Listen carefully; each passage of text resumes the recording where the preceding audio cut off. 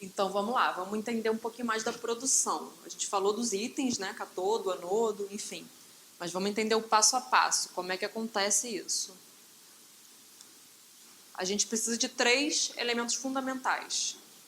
Gerador de elétrons, a nossa fonte, um acelerador desses elétrons e um alvo, para que esses elétrons possam se chocar. Então, o processo basicamente é esse. Ó. Os elétrons estão aqui no cátodo, vão ser acelerados, vão se chocar no anodo, e aí a gente tem a produção de raio-x.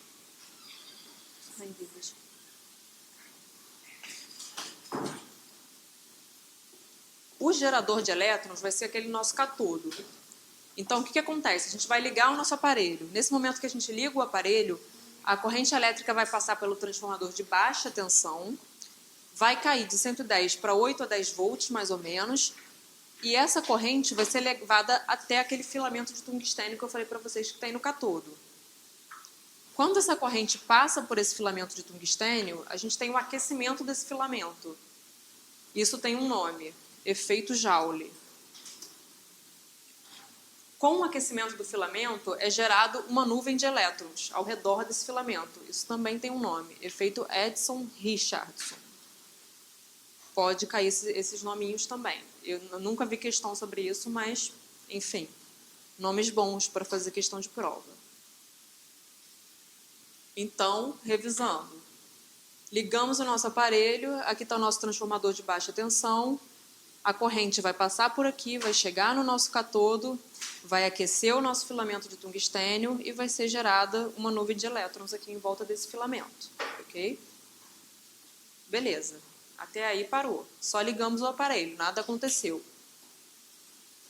Vamos disparar, vamos fazer a nossa exposição. Quando a gente aperta o nosso botãozinho para fazer a nossa tomada radiográfica, vai entrar em ação um circuito que passa pela corrente pelo transformador de alta tensão, que eu falei para vocês que está ligado tanto no cátodo quanto no anodo. Então, vai ser gerada uma diferença de potencial entre essas duas partes, cátodo e anodo. Isso vai ser responsável pela aceleração daqueles elétrons que foram gerados e que estavam paradinhos ali em volta daquele filamento em direção ao anodo. Essa aceleração também tem um nome, efeito Forrest. Essa aqui é mais fácil porque eu coloquei até uma fotinho para vocês lembrarem, do Forrest Gump, né? Dá para lembrar. Aceleração de elétrons, efeito Forrest. Então, esse é mais tranquilo de decorar. Então, nossos elétrons estavam lá paradinhos, nossa nuvem ao redor do nosso filamento de tungstênio. Disparamos o botão. A corrente vai passar para o transformador de alta tensão, vai gerar uma diferença de potencial entre esses dois polos e os elétrons vão ser acelerados daqui do nosso filamento do cátodo em direção ao anodo.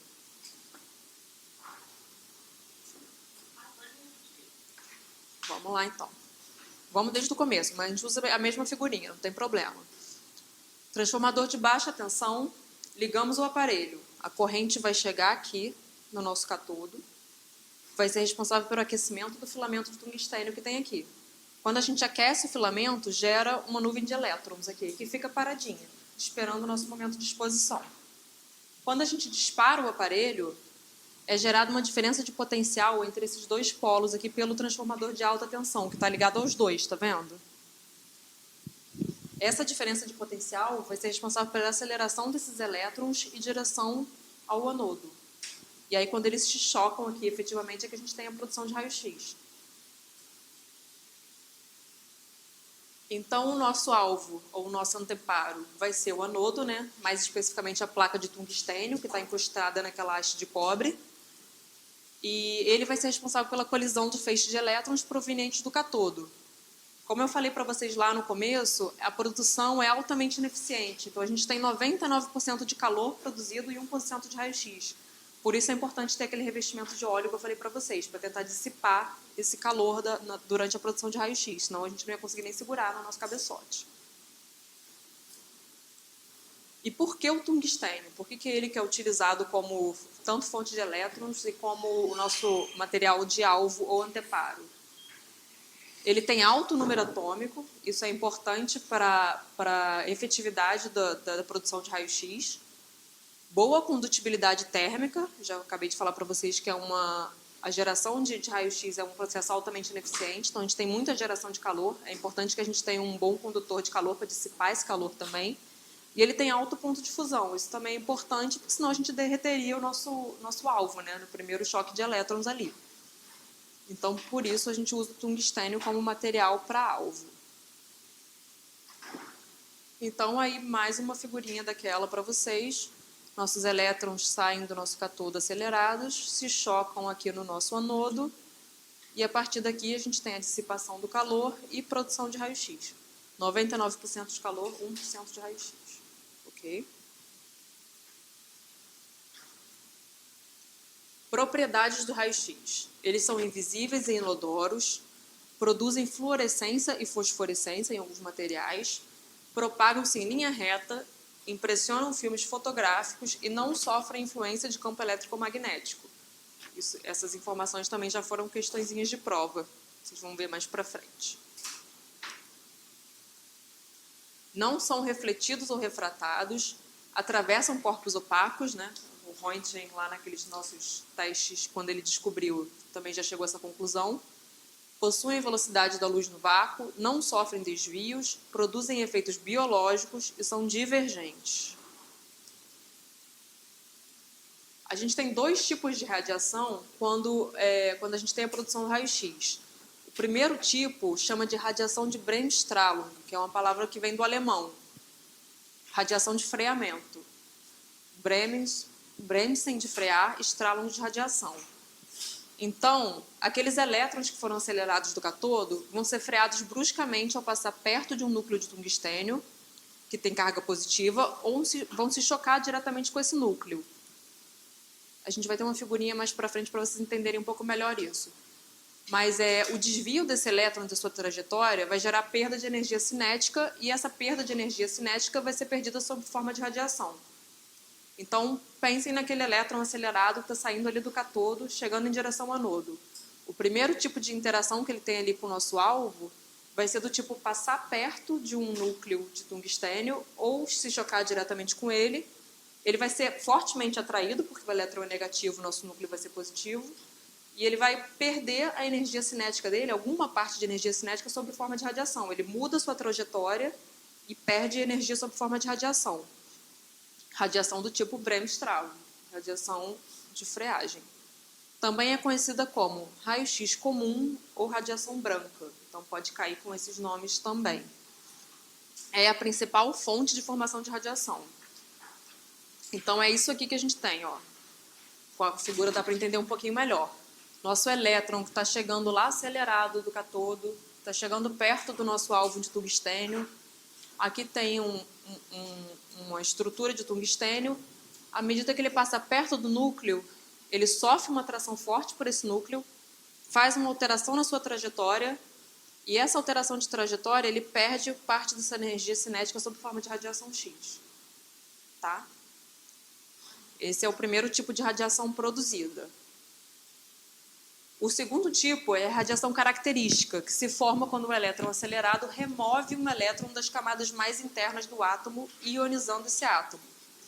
Então, o espaço vazio, ou seja, essa vacância que é gerada, vai ser preenchido por um elétron de uma camada mais externa, mais próxima. E a diferença de energia entre essas duas vacâncias vai ser perdida sob forma de radiação X. Ou corresponde a uma fração bem menor de formação de raio-x. Então, vamos ver a figurinha que dá para entender melhor. Nosso elétron acelerado, lá do cátodo, vai se chocar com um elétron aqui de uma camada do nosso átomo, vai deslocar esse elétron e é gerada uma vacância. Ele saiu aqui da posição, ficou o espaço dele vazio. Aí um elétron de uma camada mais externa vai ocupar essa vacância que foi gerada. A diferença de energia entre essas duas camadas vai ser dissipada sob forma de radiação. Deu para entender? Radiação característica. Mas a maior parte da produção de radiação a gente viu que ocorre com aquela radiação de freamento, radiação de Bremsstrahlung, tá? Passando perto do núcleo ou se chocando com ele. Você vai ter acesso depois desses slides? Então, eu falei até com as meninas assim, para tirar foto, se quiser, porque tem bastante foto, né? Algumas fotos, as mais importantes, estão na apostila de vocês. Mas se vocês quiserem tirar foto, pode tirar à vontade. Eu achei tá? legal esse esqueminha do Dá para entender bem. Se vocês quiserem desenhar também, facilita um pouco, né? Tem no online, é verdade. É verdade, vocês conseguem ver no online também. Porque eu mostrei para você não estava aqui no comecinho, né? A gente está usando o Freitas e o White, o Faroá. São 2 livros. O Freitas é um mais antigo, que cai, assim, Exército é só Freitas que cai. Assim, é um livro antigo, mas que tem uma leitura gostosa e cai bastante nas provas. E o White Faroá é um livro mais recente que cai na Marinha. Então, eu estou usando basicamente os 2 que são os principais, tá? White e Faroá. Depois eu coloco para vocês a imagenzinha dele lá no começo, que foi o primeiro slide. O Freitas, que é um livro mais antigo, mas que cai bastante também, tá? Vocês querem tentar desenhar isso aqui? Ou pode passar? Vocês vêm depois no online, tira foto. Então, beleza, vamos lá. Vamos lá, interação do raio-x com a matéria. A gente tem algumas possibilidades de interação depois que esse raio-x foi produzido.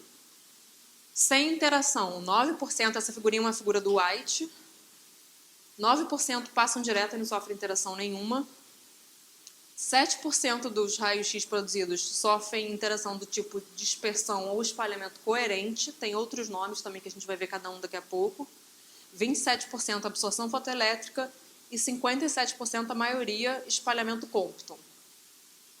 Então, esses raios-x que são gerados, eles vão sofrer atenuações quando chegam em contato com esse paciente aqui. Vamos ver cada um deles, então. Dissipação não modificada, alguns sinônimos. Espalhamento coerente, efeito Thomson, espalhamento Rayleigh e espalhamento clássico elástico. Tudo isso é sinônimo.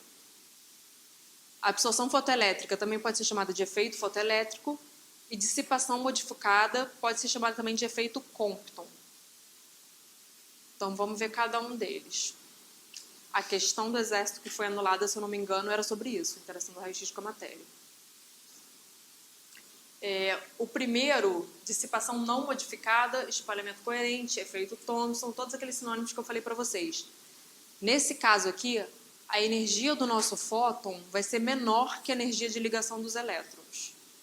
Então, o que acontece? O nosso fóton de raio-x que foi produzido vai chegar num átomo do paciente e não vai ter energia suficiente para remover um elétron desse orbital.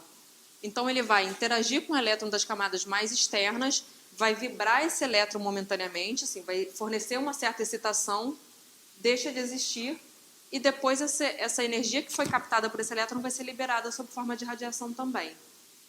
Mas é a menor parte da interação porque envolvem fótons de menor energia. Então, não é tão interessante para a gente. É só para vocês saberem que realmente existe.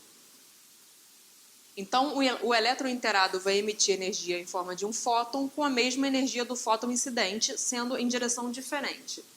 Então, o fóton tinha pouca energia, ele vai apenas excitar aquele elétron e esse elétron depois vai liberar essa energia também, mas não é energia suficiente para remover esse elétron do orbital. Pode, lógico. E tem pouca importância em radiodiagnóstico justamente por isso. A energia desse fóton não é suficiente para remover o elétron. Então, não é muito interessante para a gente. O segundo tipo, a absorção fotoelétrica, a energia do nosso fóton vai ser um pouquinho maior ou igual que a energia de ligação dos elétrons. Então, o nosso fóton vai interagir com os elétrons das camadas mais internas, 80% dessa interação ocorre na camada K, que é essa mais próxima aqui do núcleo, vai remover o elétron, vai deixar de existir, e o átomo vai acabar se tornando ionizado por perder um elétron. Então, o nosso elétron perdido vai ser chamado de fotoelétron, vai dissipar sua energia no próprio absorvente, no paciente, no caso, e aquela vacância que foi gerada vai ser preenchida por elétrons dos orbitais mais externos. Então, tem produção de radiação característica de baixa energia, nesse caso. A dissipação modificada, que é aquela que ocorre em maior quantidade, a mais importante, nela a energia do fóton vai ser maior que a energia de ligação do elétron. Então, tem energia suficiente para ionizar aquele átomo e ainda continuar fazendo outras interações. O fóton interage com o elétron das camadas mais externas, Parte da energia do fóton é utilizada para remover o elétron e o restante continua com o fóton, que muda sua trajetória e continua suas interações. Então, o elétron retirado vai ser chamado de elétron Compton e vai interagir com o meio, perdendo sua energia. E o fóton desviado também vai sofrer interações e pode provocar véu nas radiografias. Foi? A questão do exército, se eu não me engano, a que foi anulada, afirmava, eu não sei se eu acho que era absorção fotoelétrica, falava que a energia do fóton, a pessoa que copiou e colou, na verdade, se confundiu com essa parte de maior, igual, enfim, e colocou que a energia do fóton era menor do que a energia de ligação e considerava como se isso fosse verdadeiro. Então, assim, a questão foi anulada por conta disso. O importante vocês saberem disso aqui, eu penso, é que assim, a absorção, dissipação não modificada, energia do fóton menor que a energia de ligação dos elétrons. Na absorção fotoelétrica, maior, levemente maior ou igual. E a dissipação modificada, que é a maior parte das interações, a gente tem uma energia do fóton suficientemente grande para promover a ionização desse átomo, retira o elétron e ainda continua interagindo com o meio. Eu acho que isso é importante vocês entenderem. E esses nomezinhos que eles gostam também, tá? Posso tirar uma foto dessa? Pode. De cada um? Não, dessa última. Qual? Essa?